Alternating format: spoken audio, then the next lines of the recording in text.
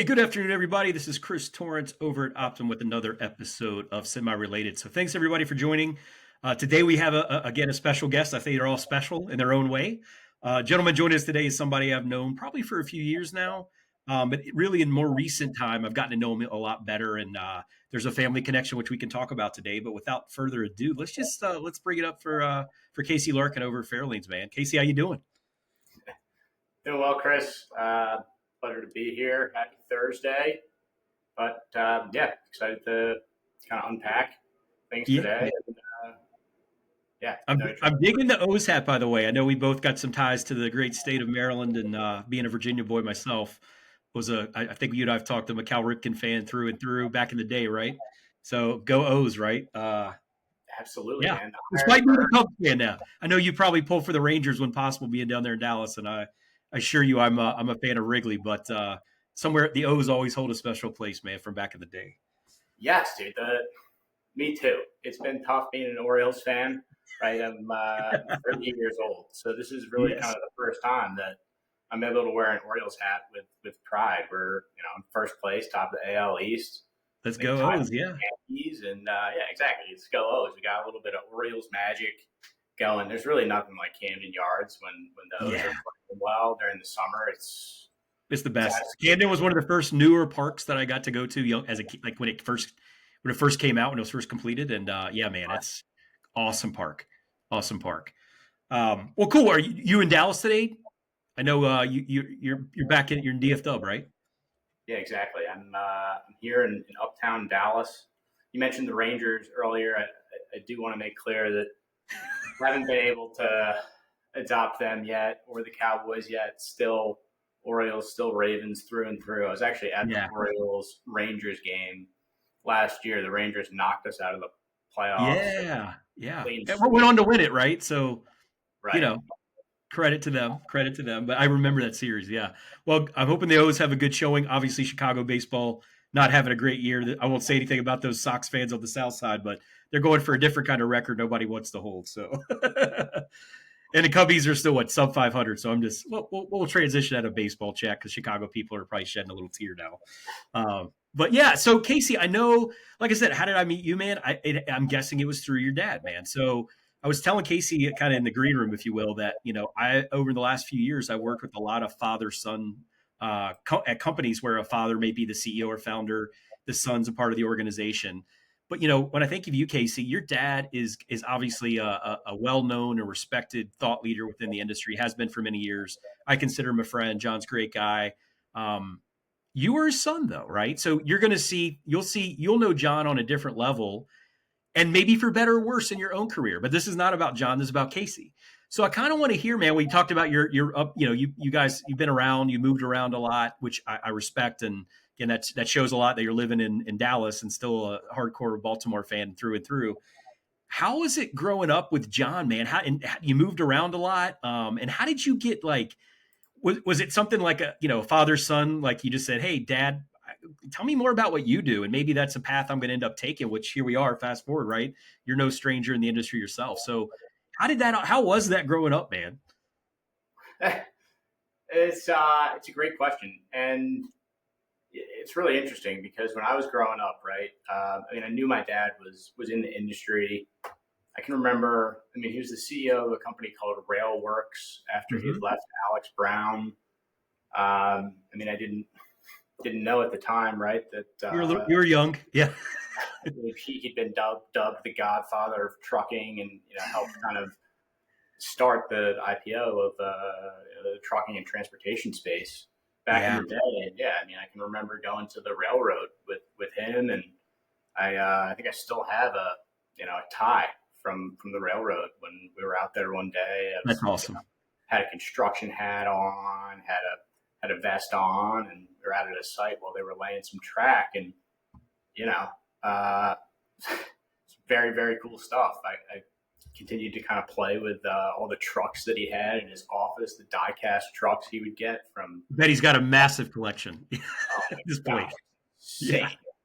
I did a number on those trucks. I feel pretty badly about it in retrospect. A lot of those companies he brought public, sent him trucks, and I'm ripping the wheels and the doors off of them and crap like that, playing Yeah. with them like they're Tonka trucks. Well, Or I'll keep that in mind. Not to, I don't know that Optum has any of those die-cast truck models. We might. I'll ask Jacob when we get off camera here. But yeah, again, I think about who's probably got the biggest collection, and yeah, they're yeah, John probably comes to mind.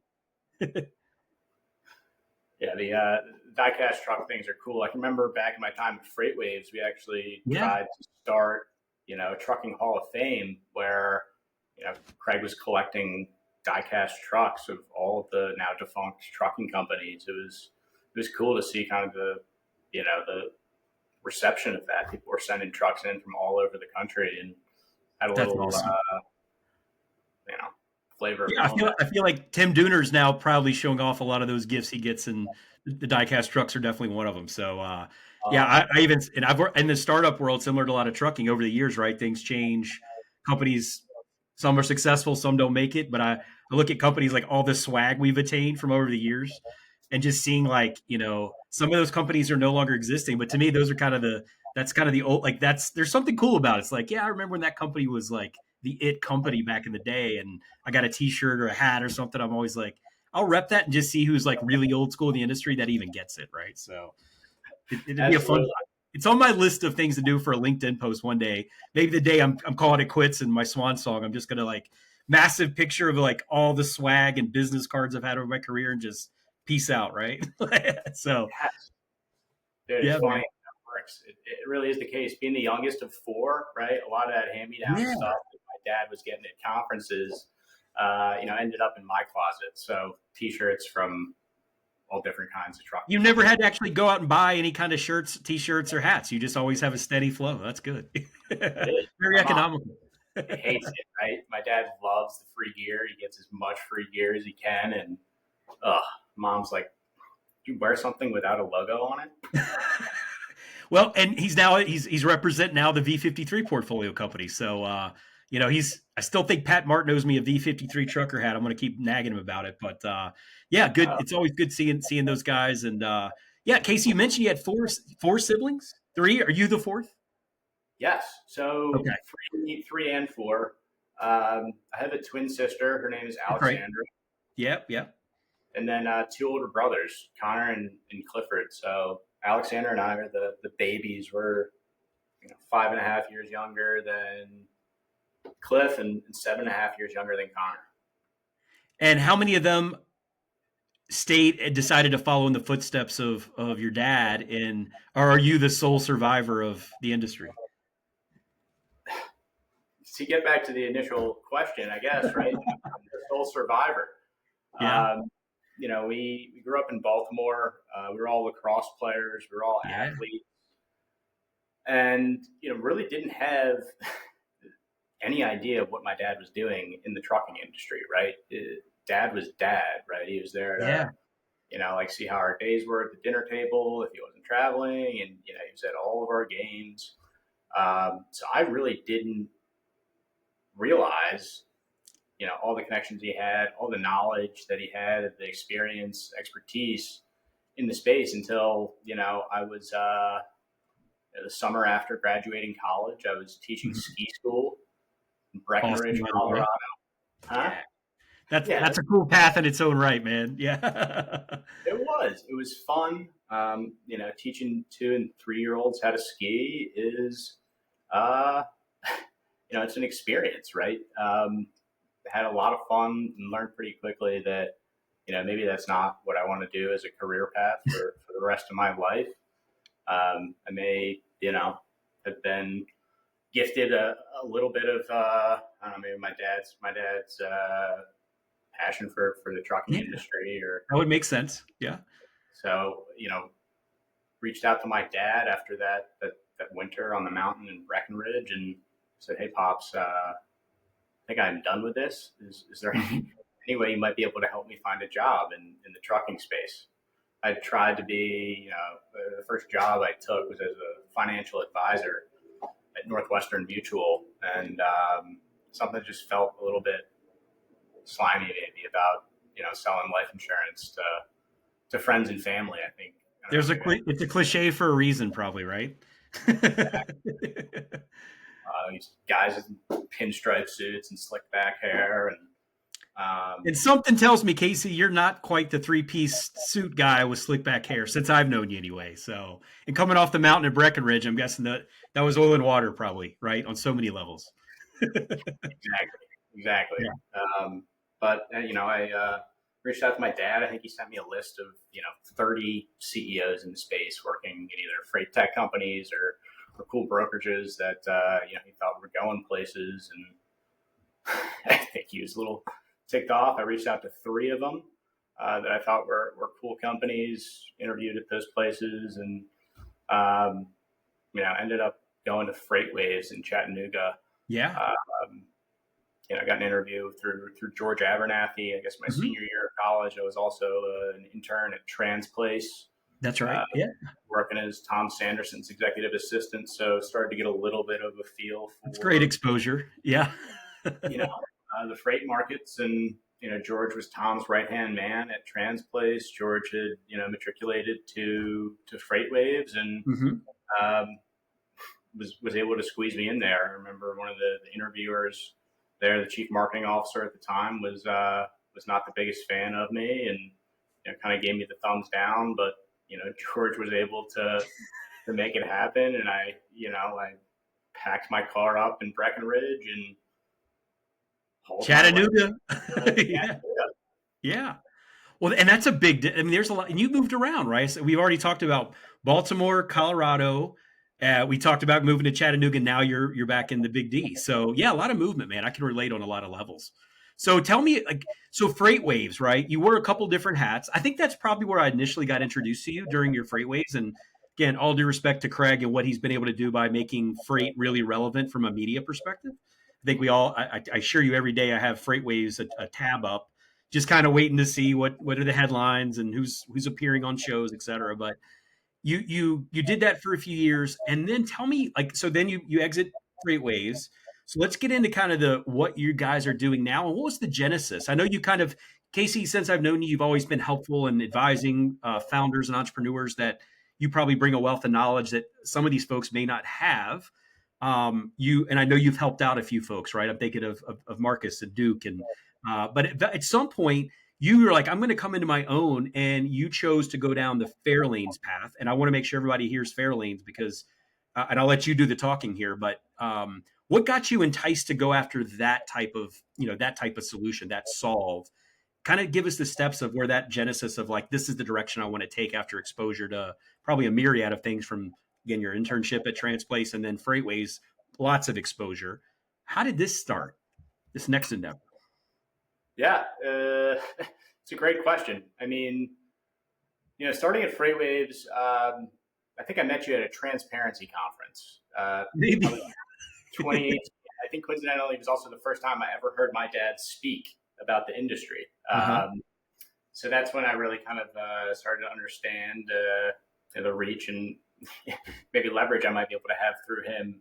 Maybe some of the stuff that I didn't realize I'd picked up along the years. But, the goal of Freightwaves, right, was to, along the lines of the names of that conference, right, create transparency in the freight markets. Yeah.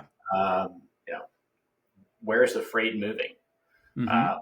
What does it cost? How are things expanding, contracting? What's the difference between spot, contract? How are international volumes, right? Container volumes, air volumes, things like that. Broader geopolitical things, affecting the supply chain, right? Right. And I feel like Farelanes really kind of takes it a step further in terms of providing that transparency that I think we need in the market to kind of get to the 21st century, if you will, right? I think one of the things that was really interesting to me after,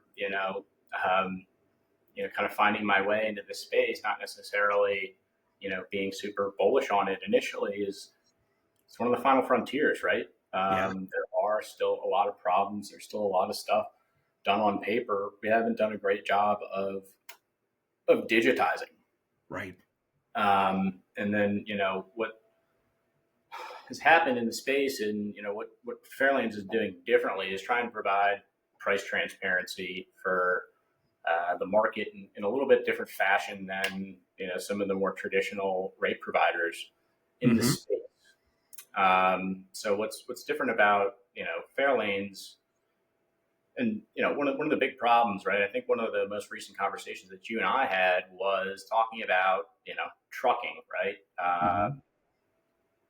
We all know, right, that a lot of the trucking companies on the road are smaller trucking companies, and how do you figure out how to utilize those assets to the fullest extent of their capabilities? And I think a lot of the problem that these guys have is not knowing what their truck's worth a lot Right. of times. So, we thought that going to banks would be a better source of information. Going to, get data from actual factor purchased invoices would be more of a near time and true kind of representation of price action in the freight market, and Mm-hmm. also allow us to kind of sectorize to an extent that I don't nobody else is sectorizing the market, right? I mean, a dry van is not the same as a step deck, right? A step deck is That's not the right. same as a flatbed. So, we have all of this data on these documents. Fairlanes is just doing a little bit different work to contextualize that data and bring it back to the market in the fashion that I think gets rates to the market more quickly. A lot of the other providers, right, it'll be self-reported data coming from market makers, um, which has some lag to it. Sure, sure. No, I think that makes sense. And again, I feel like the final invoice, and obviously at the financial institution, the banking, that's really what is ultimately the that's the proof point. That's the real data. And I do commend you guys for kind of taking it a step further instead of self-reporting, which, as we all know, it's there can be elements of the fox guarding the hen house mentality when it comes to any self-reporting. And again, I appreciate, and I think that's why I was initially intrigued by Fairlanes, is just kind of a different approach. Casey, who are when you talk about where you guys are today and where you want to go? What is that like? That profile of a customer look like for Fairlanes? Maybe it evolves, but what does it look like today? Who could be listening right now and is like, you know what, this sounds good. What, and maybe they're not a good fit, but you don't know. But like, what is your take on that? It's a great question. Right now, as we've gotten the product off the ground, really only a couple months, into having the product out in the market. The initial reception, interestingly, has been from your certified transportation broker, your Mm-hmm. agent broker who's running their own business, and they've been on one of these load boards using the old school pricing tools for decades and decades, and they're the type of people that can look into the data and see some of the stuff that makes them question it. Yeah, Uh, those are the people that have been, seeking us out and kind of seeing the keywords associated with us, and starting to. This is exactly kind of what I've been looking for, right? Is what we're hearing from the transportation brokers of the world. One cool instance recently, most recent user is a lady named April Monroe, who runs the brokerage for Proficient Auto Logistics, okay. based out of Jacksonville. I think they actually just IPO'd, and they're planning to Wow, roll up the largest auto carriers. But she heads up the brokerage there, and it's a tough spot market these days, right? I've Uh, heard. yeah, shocker. Breaking news, but she's got a new customer, right? And she's moving a couple loads for the customer and wins on the first two loads, right? She gets the freight from the customer, she buys the truck, $50, $100 profit, count it, does it again, count it, and then she's asked to quote a lane from McAllen to Dallas, Okay. a reefer from McAllen to Dallas. And she's like, all right, well, I've never moved this before. Let me go to DAT, see what the trucks are going for. 280 a mile, 1350, 1360. I'll buy this truck. Trying to get my foot in the door of the customer. I'll bid them 1450, Yeah. get the freight. And then she turns around to go buy the truck, and she can't find a truck for that price. Oops. Yeah. Whoopsie. So, thought that was interesting, and pulled up the screen with her, and it's like, well, let's check to see what reefers from McAllen to Dallas are going for, and Right. sure enough, right, we're showing 324 per mile, closer to the 16.5. She ended up having to pay for the truck, and right, maybe she wouldn't have won the freight from the customer. Maybe she would have, but she wouldn't have lost the $200 in profit and been in the hole, um, as she was. So that, you know, And I how think many times do you think this scenario unfolds every day, right? And I think again, it goes back to an earlier point you made. We're still in an industry that I think we assume because we see the headlines of the mega fleets and the mega brokers and the greatest technologies, the cutting edge, bleeding edge. Like that's great. It is, we're headline worthy, but we often neglect, right? Some of the larger segment of the market, which is those smaller, whether they're brokers, 1099 agents, even the owner ops and the small fleets themselves. It's always been interesting to me that that is the vast majority of the market. That is the vast majority of trucking. Yet we don't really give those folks a true voice. And I think when you talked earlier, I think a few weeks ago, maybe when you were kind of introduced me to some of the Fairlanes product and demoing it for me, we saw like we were just talking, we're like, who's really looking out for the best interest of those folks, right? And it goes back to what you said earlier, the transparency piece. It's no kid. Everybody's trying to make a margin, especially when times are hard, right? And we're already in a razor thin margin industry as it is, so every bit counts. But I commend you guys for saying, I think, from a marketing perspective, the one thing I took away is, we want to be a transparent voice and equip these folks that, like you just mentioned, with real dynamic, up to date rates. Because at the end of the day, and this example you just gave really accentuates that point. If you quote something wrong, that's the life and death of like, and you could argue that's, oh, that's just a one load transactional level.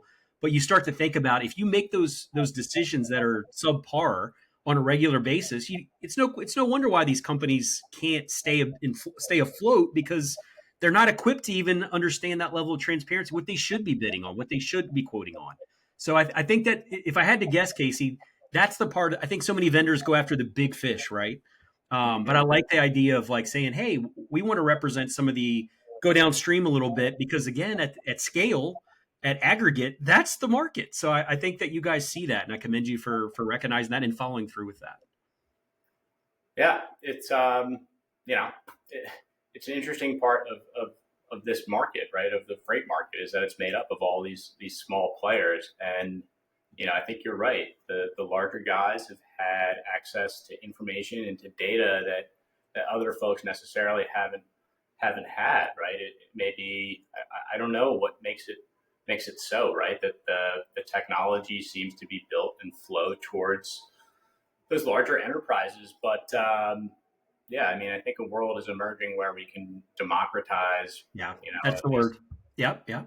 price search, and like let these truckers, not have to be told what their truck is worth, right? And the brokers, they can provide their expertise, their service. The truck knows what it's worth. It's like, let's just make this a little bit Yeah, less full of friction, right? A yeah, little bit more frictionless.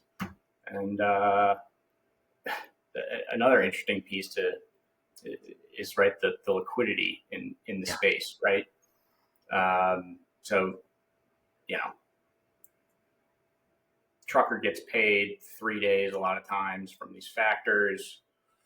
Um, Walmart's not paying that broker for 90 days. yeah. Those terms are big deltas. Yeah, payment terms. Yeah, And Walmart at the same time is telling their investors that our biggest exposure uh, is to transportation and logistics costs as a variable when we're predicting earnings.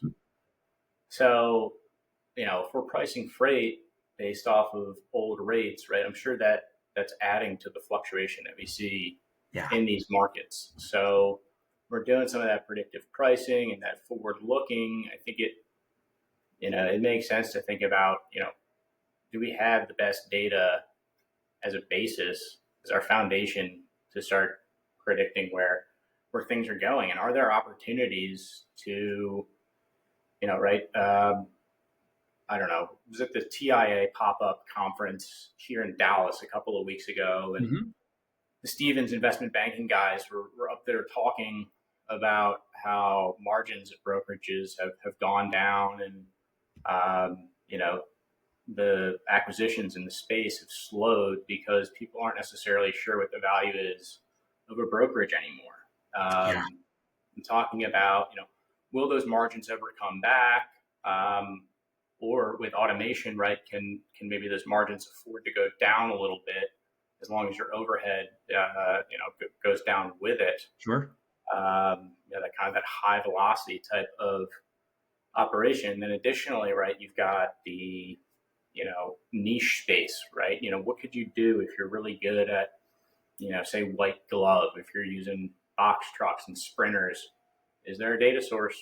Fairlanes is one that like you could use to automate spot quoting for those types of vehicles, right? And Yeah, start to think about the different markets, the different sectors of it, and how those things could cross pollinate. I've had some interesting sure. conversations with a guy named Alan Levy who runs Crestline Logistics. They're an auto Hmm. transport logistics company, and just asking him, what types of trailers do you guys use to move cars and boats and things like that? Is it only auto carriers, or are there other types of equipment that you could be using to move this stuff? And he's like, oh, we use RGNs, we use step decks, we use everything and anything to move this stuff. Um, so if we start, if we can declutter all of this data that's being used, I think, but by everybody that may be a little bit stale, maybe a little bit Yeah. homogenized, we kind of have to break things down, I think, to get Yeah. to where we want to go in the future. And I don't know if that makes sense, but that's No, it's just such a, and I see this in my daily life and conversations similar to yours, right? And again, I always go back to if we book an airline, a flight, we get a real dynamic price. And I always say if I'm logging into American Airlines right now, I'm looking at it and I may come back log in an hour from now or a day from now, and it's all over based on their own economics, supply and demand within getting a seat on a plane. Now that's a different use case, but I always think, and I think people in logistics and transportation, having worked at Uber, right? More of a B2C kind of model, but it's always like there's that element of like there's surge pricing, which is hey, that is what it is, right? It's all based on supply and demand. But at the end of the day, I feel like companies just want to know, hey, am I either paying or receiving fair market value for what my services I'm offering are? And I think that's where this industry has just been. There's like this cloak of darkness and dark corners of like companies that I know well and worked at that have profiteered off lack of visibility, right? Lack of understanding at the carrier, the smaller broker community, right? And make great returns. Not so much these days, right? Because I do believe that transparency is becoming more and more the way to go. People want to see what's really going on, and brokers are feeling that as much as anybody. So the days of 20-30% margins on the reg, I don't think that's happening anymore. But that's where you said earlier, Casey, technology, automation, predictive capabilities kind of lower that OpEx. The CapEx, if your asset, I mean, that it is what it is. But I think for the brokerage, right, it's all about that operational efficiency. So I like what you guys in the space you're playing in. That is the make or break, right? I just want to know that I'm quoting. Every company I talk to is like, yeah, we can be more operationally efficient, but like if our RFPs and our bids are even at a spot bid, the mini bids, which I think, and that's another part I was going to ask this traditional route guide and these annual RFPs, lock in a rate for 12 months, somebody wins, somebody loses. Is that really sustainable? Or do we feel like things like Fairlanes are eventually going to proliferate and allow everybody to have that level of visibility into what market rates really are and sleep better at night knowing I didn't get screwed? So I'm hopeful we get there, but again, I just said a mouthful, but I think you and I are thinking on the same track. But how do we get there, man? How do we make that happen? And what's getting in the way? uh, yeah, it's a good question, and I think that we certainly are thinking along the same lines. It's I think a lot of it has to do with you know the data silos that we Yeah. have in the space, uh, and to your point, democratizing those things. I think that there can be a world in the future where the exposure to the market is so massive when you do have these 12-month routing guides, right? What Yeah. happens when the black swan event happens and your Target and you're paying $1 billion for transportation and logistics in a year, or your Home Depot and you're buying your own ship to move Yeah. stuff that Because it's that more you economical, buy your own steamship. Yeah. literally they did that. Yeah. So I think things like Fairlanes, I think things like Genlogs, I think things Hmm. like Optum, things like Truck Parking Club, Hmm. things like Offshift, are enabling a world where, and with AI as well, enabling a world where those smaller players may now have the technology that they need to be able to service freight, move more spot dynamically in a fashion that doesn't cost as much to the end consumer. Um, it's interesting to think about what that may do to the middleman, right? I mean, I think Yeah. it changes what it looks like, right? You mentioned the good old days of 30-40% margins. It's wonderful for freight brokers. I know a lot of great freight brokers that are great dudes, that I like. Um, but are there going to be as many of those guys, in the future, or what can you do to really leverage your expertise to niche up and put yourself in a position to service your customers? Yeah. I'm 100% with you on where your mind kind of goes and what the opportunity is, what the potential is. But I'm with you, man. It's just like it's just a reality of being in this industry for any length of time, right? It's just easier, and theoretically, it's like we see what should happen. But it's like when I talk to academics that I work with, it's like you're not wrong. You're not wrong, but you're operating in a very theoretical environment, and just when you get out in the real world, it's just a different beast for a lot of reasons. And I think trucking and logistics know that there's a myriad of problems that we can all work together to solve. But I think for like a company like Fairlanes, getting some initial adoption at that mid market, the longer tail of that, I think if you can start gaining a lot of traction, eventually, again, at aggregate, that part of the market really runs the show pretty much, right? So I'm with you, man. I think that can happen, and I'm optimistic that there will be a day where a freight broker, an agent, an owner op can go in and feel confident in the rate that they're bidding on. And I don't even know that the routing guides, like I think that's just more of a like it's just been the fix for the since I've been around, like, oh, the routing guide. But I always said, like, if you're anywhere below second really, maybe third, you're not planning your network around the idea, especially in this market, right? How much tender rejection, right? I'm not planning and positioning my assets, or even if I'm a broker, I'm not looking to chase carriers that are that are never going to see that routing guide fall to number 6 or 7, right? It's just it doesn't happen. So again, I think part of this goes back, Casey. Do you think that when I was at Uber, we had this idea of like spot zero, where everything is really real time dynamic pricing? The challenge was there's people, there's buying power. And if you're a big carrier, big shipper, et cetera, right, you go, I don't care what the market pays. I make up for that market rate because I give you excess amounts of volume, which that has to be considered, right? So I think there's a lot of different moving parts here, but I'd like to, like I said, I'd like to think that you're this notion of equipping that user and making it easy, man. By the way, I think a lot of this tech that I've seen is we're going back to the basics, right? We're seeing the AI bubble. I don't know if I don't know if the markets are proving that at a broader level, that with the quarterly earnings coming out, like maybe we got a little ahead of ourselves. So I think that you may see a push going back to from the investment community and beyond. Let's go back to fundamentals and basics on things we know we can fix today versus getting too caught up in this pie in the sky future, which is sexy, especially for the investors.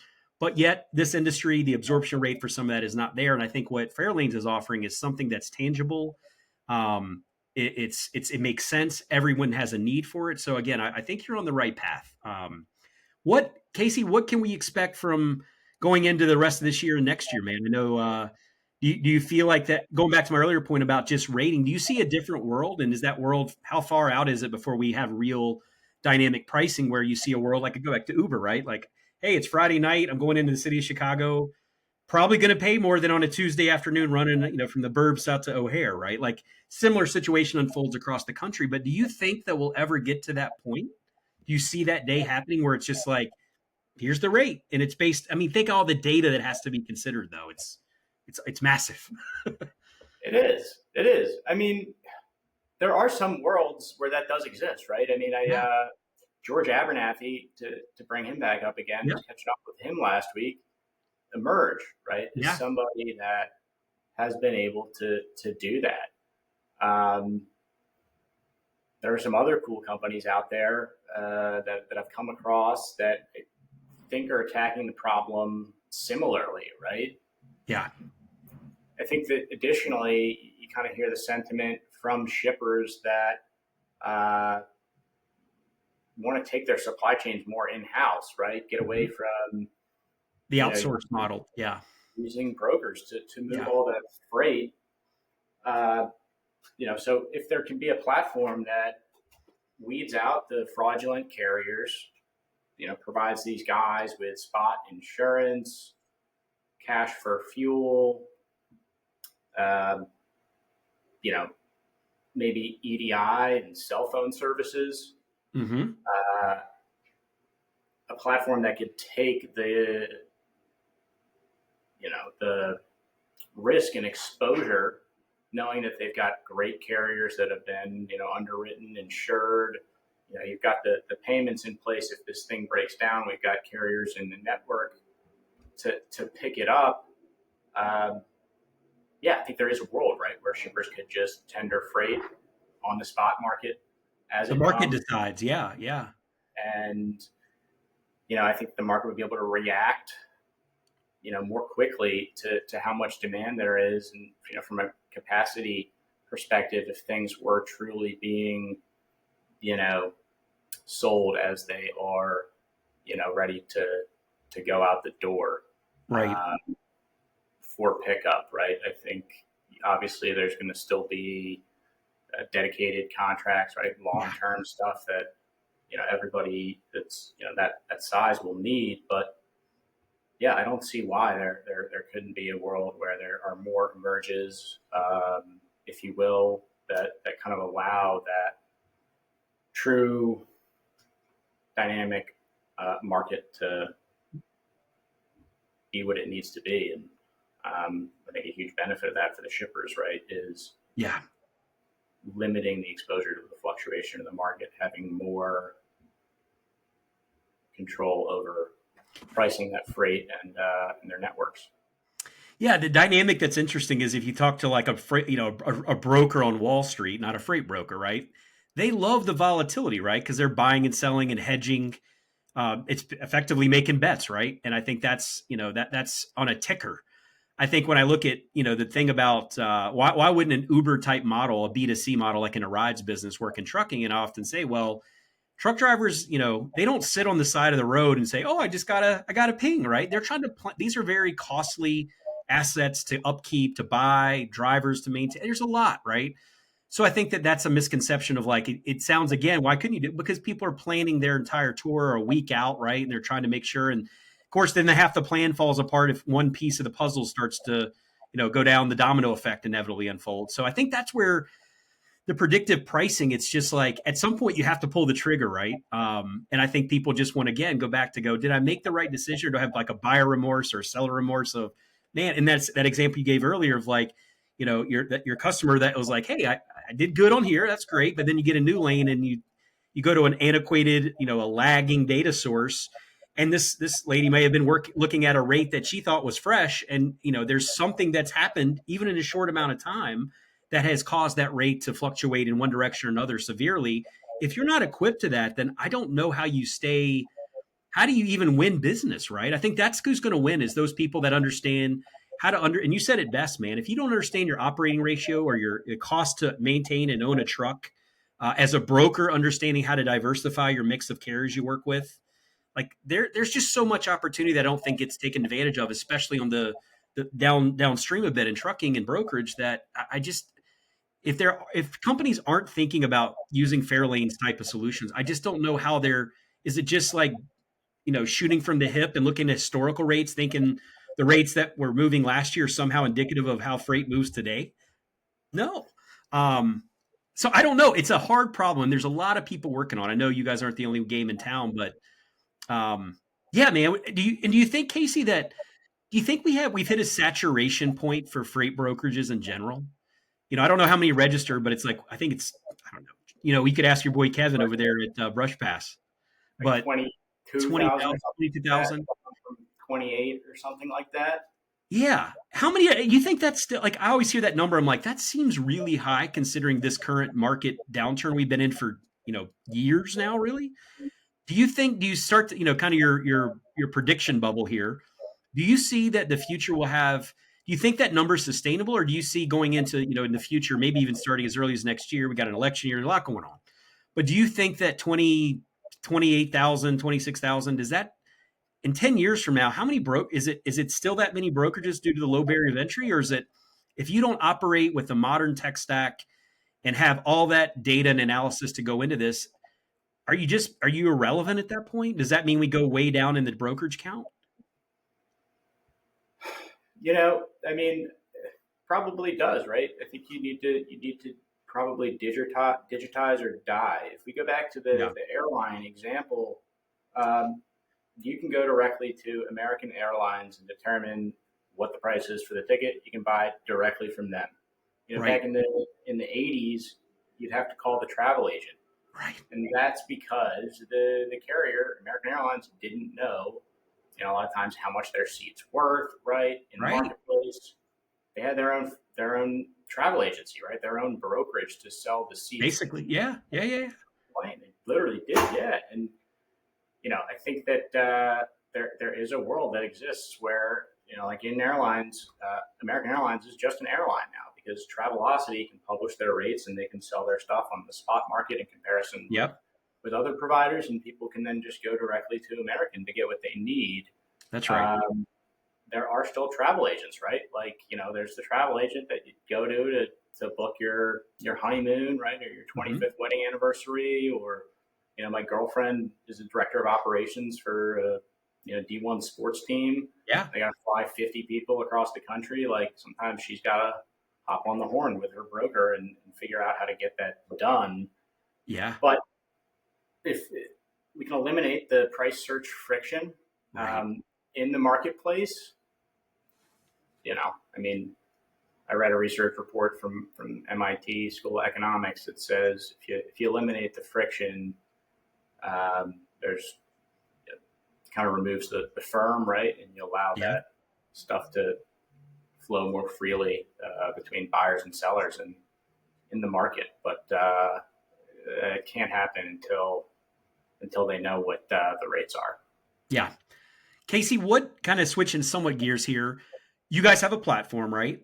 Who are you guys like? We know who the target audience is, or the profile of who you'd like to work with.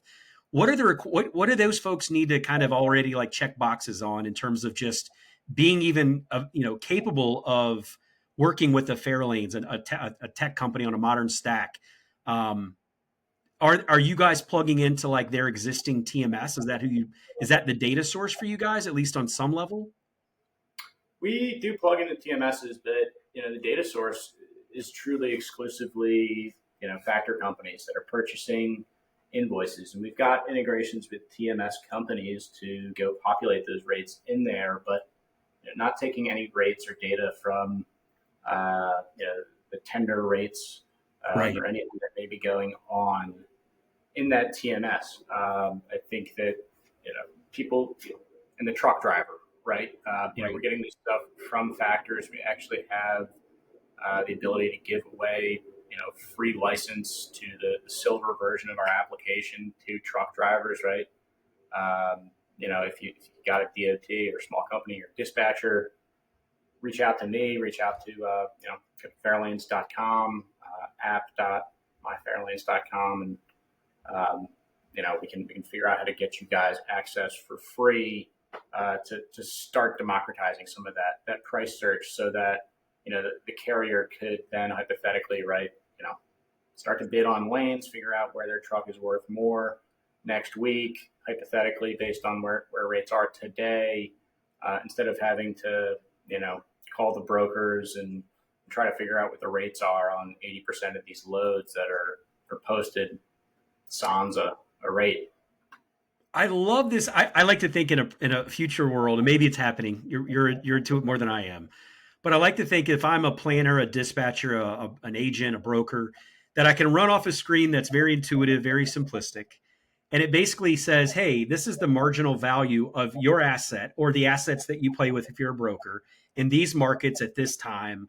And understand what that looks like relative to if I'm an owner operator. I need to know what my costs are, right? And I need it visualized on a screen that's easy and that says, here's the freight that works for me. And you can use an AI or some machine learning to do that.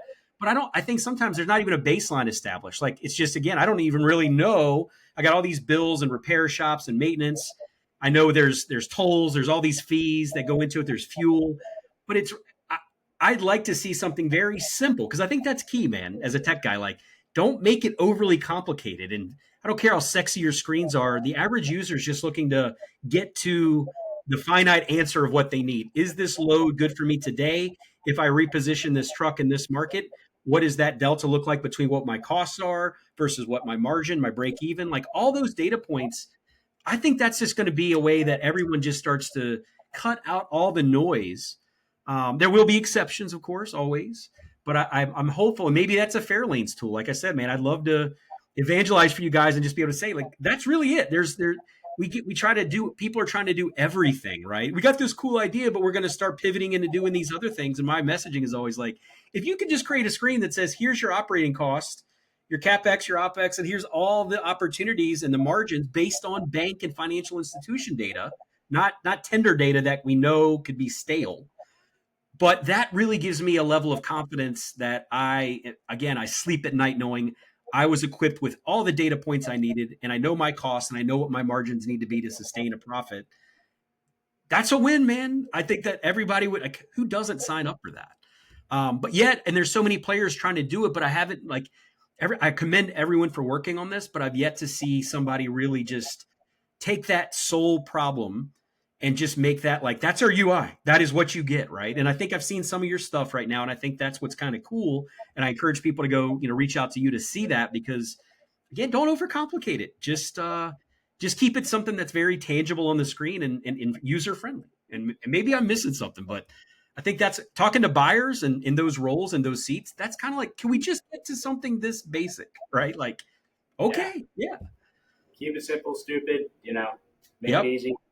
Let the truckers truck, right? I think give these guys the routing piece from somebody like an Optum. Yep. Give them the accounting, the bookkeeping piece, something like I don't know, maybe a Duke AI, and you now know what your operating costs are. You know where you can run efficiently, tie the rates in there. Then you may have much more efficient owner operator model there, and a much more efficient freight market for people that are buying the freight, right? And we're the end consumers. I think at the end of the day, right? Like the Targets, the WalMarts of the world are trying to move this stuff. So guys like you and I can go, pick up our cold brew coffee or whatever it is we can do at the door.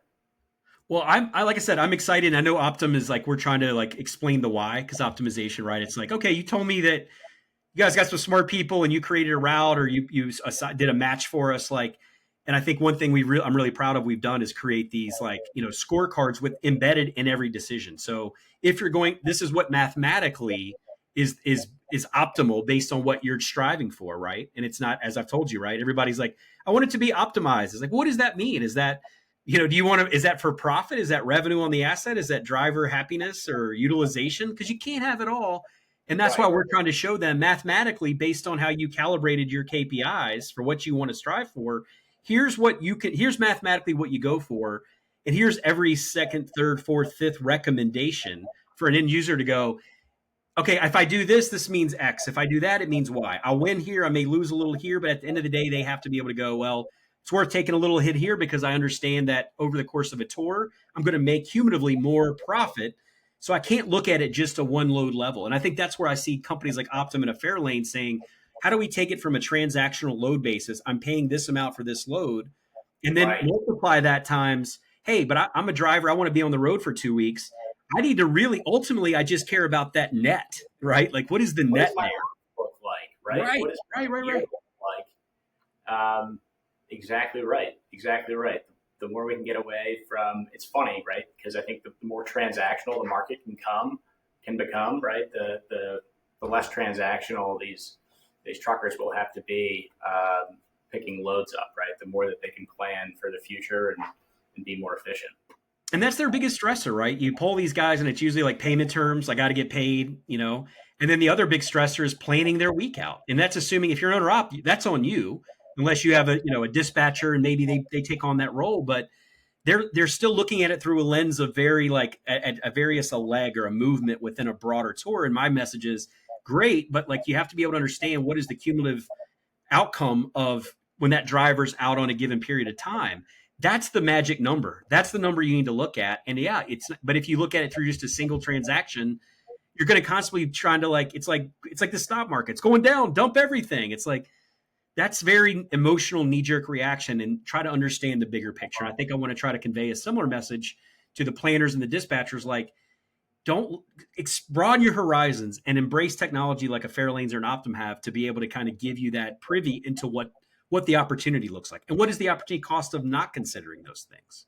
So I think there's something there between our organizations that I get a little excited sometimes with these kind of partnerships, but I do think that's, if you're able to predict what market value of a given asset is and the cost and all that, and then I can plan that out and factor that in, dude, that's pretty powerful. That's pretty powerful. You could take trucking from chess to checkers, if you will. Yeah. And sometimes we can play chess, but at the end user level, it needs to be checkers basic, right? Like just don't overcomplicate. That's my message to every tech vendor that has an idea. Keep it simple and focus on what you do well. So again, I'm rooting for Farelanes. Casey, I know I've taken up a lot of your your time today, man. I appreciate it. Are you going to be in Dallas a bit? Are you heading to any of the fall conferences this year? Potentially catch you at some of those. In the middle of a move at the moment, moving down to Florida.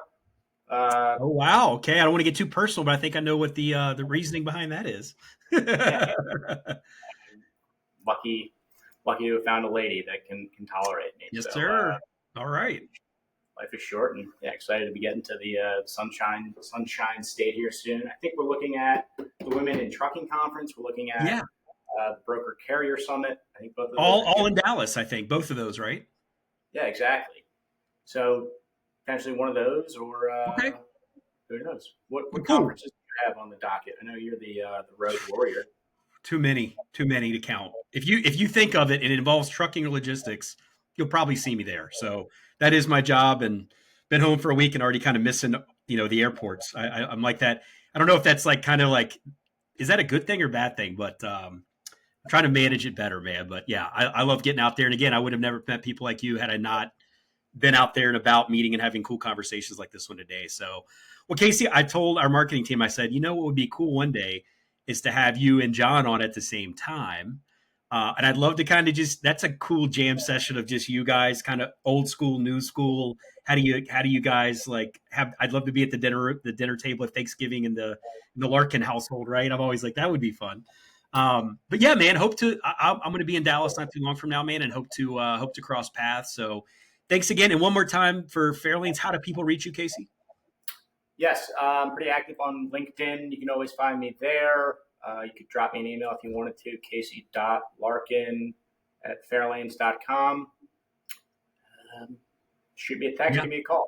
Yeah, and I want to encourage you guys are doing this series called Dude, What's the Bid? A little play on words there. I've seen your stuff out on social, so keep it up. I think if you guys really want to learn, I think that's an opportune time with Casey. And it's Kevin, pretty much your right-hand man for that show at this point? Yeah, exactly. Okay. Kevin Hill. Research. Yep. But we're on Spotify. Dude, What's the Bid? Yep. LinkedIn live event series. Had a fun conversation with Todd Hazelhurst today at Healy Labs. Always great ideas, great people, great conversations, all the above, man. So with that, Casey, I'll let you run, man, and I'll ping you next time I'm in the Big D, man, and hope to have a drink with you or something. Yeah, man. Looking forward to it. Always a pleasure, Chris. Likewise.